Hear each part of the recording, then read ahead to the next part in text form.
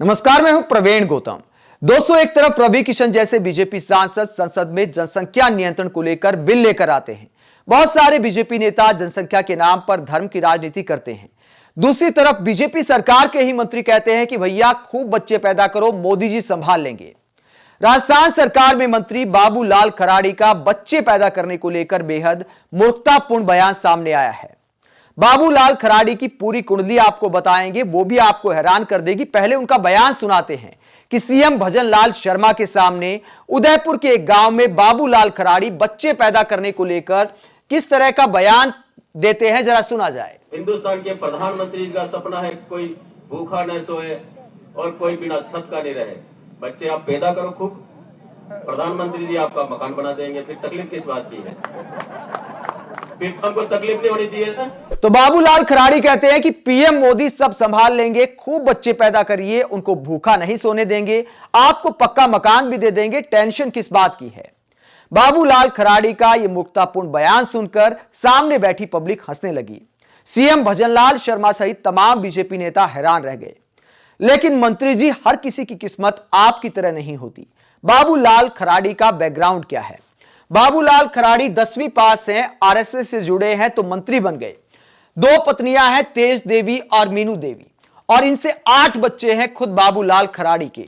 तो अच्छा खासा इनका भी परिवार है। लेकिन इनको समझना चाहिए कि जमाना अब आगे बढ़ गया है। बाबूलाल खराड़ी की तरह हर किसी की किस्मत भी नहीं होती कि गरीब परिवार में पैदा होके 2 पत्नियां और 8 बच्चों के साथ गुजारा कर सके।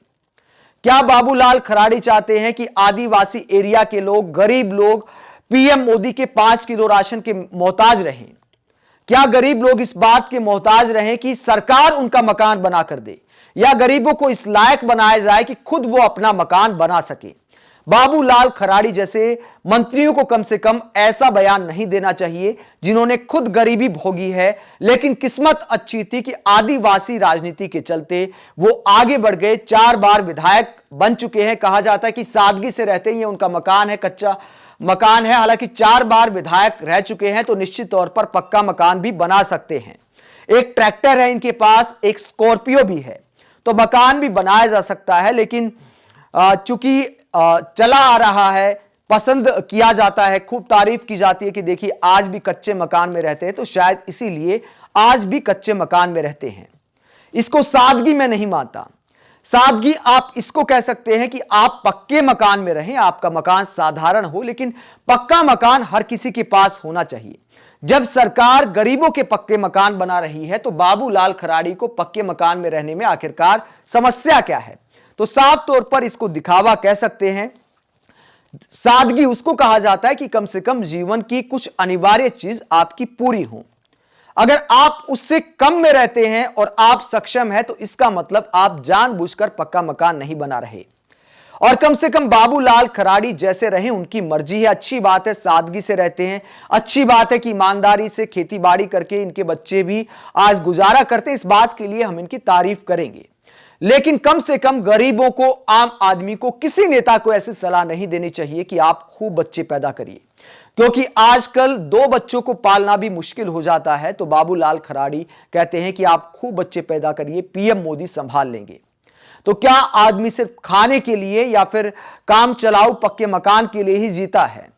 बहुत सारी सरकारी योजनाओं से जो मकान बनते हैं उस पर प्लस्तर तक नहीं हो पाता। बाबूलाल खराड़ी को इस बात का एहसास होना चाहिए कि सरकारी स्कूल बहुत सारे बंद होते जा रहे हैं, तो गरीबों के बच्चे आखिरकार पढ़ाई कैसे करेंगे? गरीबों के जहां तक पक्के मकान की बात है तो सरकार भी एक कमरे का पक्का मकान बना कर देती है। उसमें अगर आपकी तरह 8 बच्चे हो जाएं तो आखिरकार गरीब आदमी जाएगा कहां? आप एक मंत्री के ऐसे बयान को लेकर क्या सोचते हैं? कमेंट बॉक्स में अपनी राय जरूर दें। अगर आप हमारी पत्रकारिता को पसंद करते हैं तो थैंक्स के ऑप्शन का इस्तेमाल करें, वीडियो को लाइक करें, चैनल को सब्सक्राइब करें। नमस्कार।